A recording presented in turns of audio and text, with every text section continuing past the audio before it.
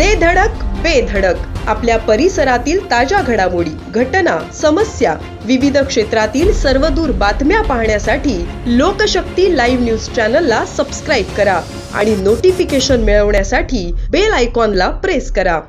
मुरुड तालुक्यात मोठा आर्थिक फसवणुकीचा प्रकार समोर आला आहे. या प्रकरणात 2 आरोपी अटकेत असून एक अद्याप फरार आहे.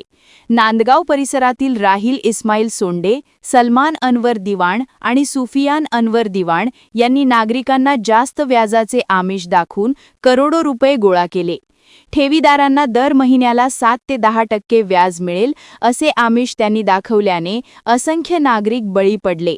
या त्रिकुटाने 2022 ते 2023 या 2 वर्षात व्यवसाय सुरळीत चालत असल्याचे भासवले.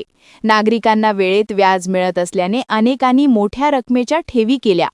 मात्र 2024 पासून व्याज देणे थांबवण्यात आले आणि मुख्य रक्कमही परत मिळाली नाही.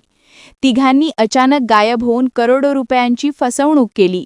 त्यानंतर ठेवीदारांनी मुरुड पोलीस ठाण्यात तक्रारी दाखल केल्या. लागलीच पोलीस निरीक्षक परशुराम कांबळे यांच्या नेतृत्वाखाली विशेष पथक स्थापन करण्यात आले.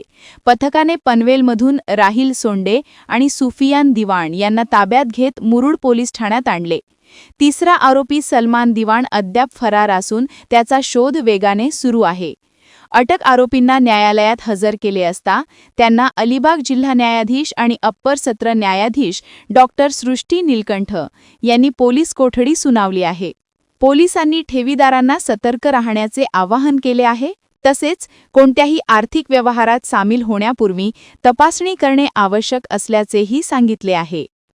अशाच सच्चाई दर्शवणाऱ्या बातम्या पाहण्यासाठी लोकशक्ती लाईव्ह न्यूज चॅनलला लाईक करा, शेअर करा आणि सबस्क्राईब करा.